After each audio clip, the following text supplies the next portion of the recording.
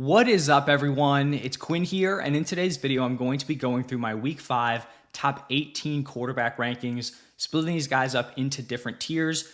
I do think with the bye week starting here in Week 5, they released a couple of fantasy-relevant quarterbacks, a Jalen Hurts, a Jared Goff, that maybe you had locked into your starting lineup. Now you're going to have to pivot, play a bench option, find someone on waivers. So hopefully this video helps you guys go out, set your lineup at the quarterback position. If you guys enjoy, drop a like, hit the subscribe button. Any questions, drop them down below. But let's just dive right into the rankings here. And starting off in tier 1, I have 3 tier 1 quarterbacks. We're going to start off here with Josh Allen going up against the Texans. Josh Allen, year after year, has just proven that he is a top tier option at the quarterback position. The Texans, it's a decent matchup here. They've allowed the 7th most points per game to the quarterback spot. I know Allen and this Bills offense are coming off a down game to the Ravens. I think they bounce back here. He would be my quarterback 1. Then my QB2 is going to be Lamar Jackson. He's the quarterback 2 in points per game. The Ravens are 2nd in implied points. And I do think this is a matchup where the game script should be fairly competitive. I believe the Ravens are 2.5-point favorites. So I don't know if this is going to be a spot where they're like blowing out the Bengals and it's going to be super run heavy. This could be a game where we actually get some passing volume out of Lamar Jackson. There are not going to be many games where the Ravens are like close in odds or, the underdog heading into it. So when we can find these matchups where the game is going to be competitive and Lamar is going to have a decent amount of usage with his arm, I think that's obviously a great spot to plug him in there as a high-end quarterback 1. And then the final guy here in tier 1, definitely a massive riser. He's been super impressive through 4 weeks. It is Jaden Daniels. He's the quarterback 1 in points per game. He is 2nd in rushing yards. He is 1st in rushing touchdowns. And he's been able to do it against some fairly soft defenses. He definitely gets a tougher matchup here against the Browns, but I'm not overly concerned. And a lot of it has to do with that rushing upside. He's obviously been very impressive as a passer. He's been very efficient, but he's always going to have that floor of his rushing production where even if the passing's not there, maybe he's struggling for a game, he can still rip off like 50 plus rushing yards, get into the end zone, and you're already looking at a very solid floor there. So Jaden Daniels, even in a tough matchup, still like him up here with these other studs in tier 1. Now looking at tier 2, my quarterback 4 is going to be Brock Purdy. This is a pretty solid matchup here against the Cardinals. The 49ers are 1st in implied points, and he has pretty much all his weapons back minus CMC. So Deebo Samuel, George Kittle both return to the lineup in week 4. So even though Purdy doesn't have that rushing upside, he's a fairly safe option. With his weapons in a good matchup, I think he's a solid play here. Then after Purdy, I'm going to roll with Jordan Love. In the 2 games that he has been healthy, active, he's been a very solid fantasy option. The Rams have allowed the 5th most points per game to the quarterback position. So I like the matchup. They're going to let him go out there. He's going to sling it. He has solid weapons. Even with Christian Watson going down, you're going to have Dontavian Wick stepping up. I think a very solid replacement here. So Jordan Love, like him as my quarterback 5. Then after Love, getting back to some of these guys with more rushing upside, I have Justin Fields going up against the Cowboys. We finally saw him go out, have a big breakout game in week 4. It was kind of like the first game where the Steelers were actually trailing. They needed him to go out there, actually put up a lot of points, and he played very well. 312 passing yards, a passing touchdown, rushed for 55 yards, and then also got into the end zone. The Steelers are favorites, but this should be a fairly competitive game here against the Cowboys. So I think Fields is in a nice spot here where as long as the Steelers defense isn't completely shutting down the other offense, I think he's going to be fine. He's going to have a lot of opportunities.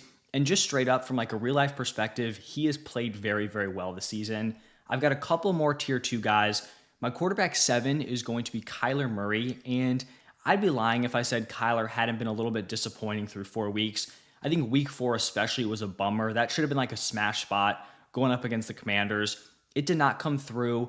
Obviously a tougher matchup here against the 49ers. I still like Kyler's rushing upside. He's also getting Trey McBride back, which I think is a big deal. His number 2 target. So I still like Kyler here, but like I said, definitely a little bit of a disappointing start. And then the final guy within this tier is going to be CJ Stroud going up against the Bills. We just saw the Ravens put up a ton of points against them. Stroud is obviously a very solid QB1 play. And then he's also getting Tank Dell back. So Nico Collins, Stephon Diggs, Tank Dell. He has that stacked wide receiver room. I like him here with these tier 2 guys.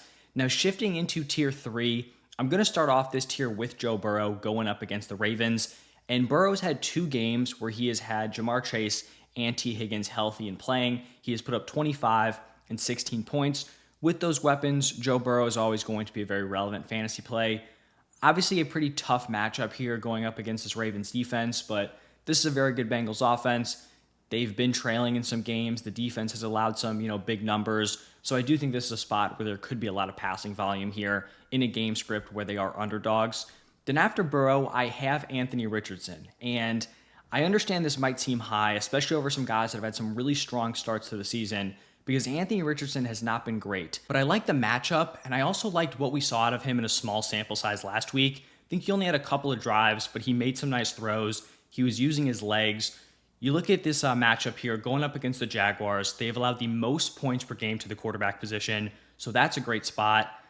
Like I said, he had the good start in week 4. I do think this could be the start of a turnaround here. I was pretty high on Richardson heading into the season. Obviously, that has not panned out, but I don't think all is lost here. This is a great spot. I will say, though, if he goes out, obviously I'm assuming he's playing in this game. He's day-to-day at this point. It seemed like he could have returned in week 4. If this is not a game where he plays well, if he's not producing for fantasy, then I think there has to be some real alarm bells going off moving forward, because this is a smash spot, like I said. Hopefully we get some solid production out of him.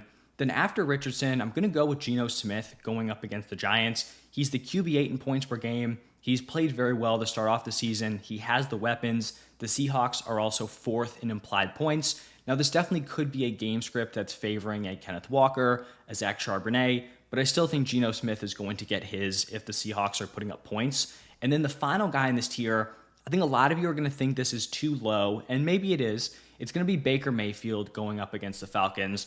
And a lot of you are probably going to think it's too low because he's been great to start off the season. He's the quarterback 3 in points per game. But I do think this is a lot tougher matchup here against the Falcons than these games where he's been going out dominating. His 3 best games have been against the Commanders defense, the Lions defense, and the Eagles defense. Those are 3 pretty favorable matchups here for Baker. So he's getting a tougher one here against the Falcons. It's not like, the worst matchup in the world, but it's definitely not a smash spot for him. So we'll see. If he goes out, plays super well, I'll definitely give him his respect moving forward. But right now, just a little bit skeptical. He might have kind of run hot, against some weaker defenses, especially in terms of facing quarterbacks. So that's going to wrap up tier 3. Now to start off tier 4, it is going to be Sam Darnold. And Darnold's been amazing to start off the season. He is the quarterback 5 in points per game. He is leading the NFL in passing touchdowns. This is just a tough spot because you have a quarterback who's playing super well, but he's going up against a defense that has also been very effective at stopping opposing quarterbacks. The Jets have allowed the 2nd fewest points per game to the quarterback position. So I have him somewhere in between here. I still think he's going to be fine. I think he's definitely playable. It's like a fringe QB1. If your guy's on bye or he's your quarterback 1, I think he's definitely fine. But obviously this is not an amazing spot for him here going up against this Jets defense. But if you just want to bet on Kevin O'Connell, you think this offense is going to cook regardless, I definitely wouldn't blame you. Then after Darnold, going with Dak Prescott here, going up against the Steelers, it's not a good matchup, but I think Dak still has to get some respect here in like the high-end QB2 territory. Like I said, not a great play, but he's fine if he's been your guy. And then the final guy in this tier, kind of crazy to have him this low. It's going to be Patrick Mahomes going up against the Saints. If his name was not Patrick Mahomes, he's probably someone that you would be considering cutting or would have already, gotten off of, moved on from your fantasy roster. He's the quarterback 16 in points per game, and he just lost his wide receiver 1. It seems like the severity is still kind of up in the air at this point, but you have to imagine he's at least missing a decent amount of time here. So he hasn't produced with Rashee Rice. Now he's losing his top target.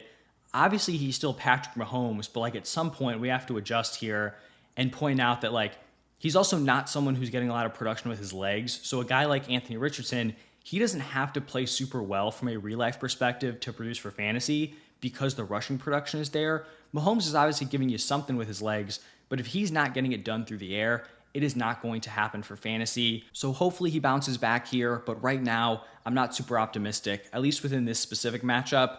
And then the final tier here, going to be tier 5, kind of getting into your more desperate plays. I have Trevor Lawrence. Now, I understand that Trevor Lawrence has been really bad for fantasy through 4 weeks, but if he was ever going to do something, it would be in this matchup. The Jaguars have the 4th highest implied point total this week, and the Colts have given up the third most points per game to the quarterback spot. So we're going to need to see something out of Trevor here. Hopefully he's supporting his weapons, could get Evan Ingram back, but this is a good spot for him. If he can't do it in this week, I mean, you're probably writing him off as a fantasy option rest of season. Then after Lawrence, I have Deshaun Watson. This should be a solid matchup. The Commanders have allowed the second most points per game to the quarterback position. Last week was obviously a disappointment with Kyler Murray. Watson hasn't been great. I guess there were some plays left out there last week. Really got screwed on an interception from Amari Cooper. They could have had a deep touchdown that was called back due to holding. So he could be playable in this matchup. I'd like to have a better option, but like we're getting into tier 5. That's kind of just what we're looking at here. And then we have Caleb Williams going up against the Panthers. He's made some steady improvements week after week. It's not great though that like the one game he was super fantasy relevant is when he's thrown it like 50 plus times. I would assume that's not going to be the game script here against the Panthers, but I still think this Bears offense can put up points. At some point, I do think it's probably going to click, or at least just continue to get better here. He has the weapons. Obviously, the talent is there. For this specific week, wouldn't love playing him, but he will slot in here as my quarterback 18. And that's going to wrap it up for my top 18 quarterback rankings. Let me know your thoughts. Any questions, drop them down below. If you enjoyed, make sure you hit that like button, subscribe. But thank you all for stopping by. Stay tuned for my tight end rankings coming out later today. But thank you, and I'll see you in the next one.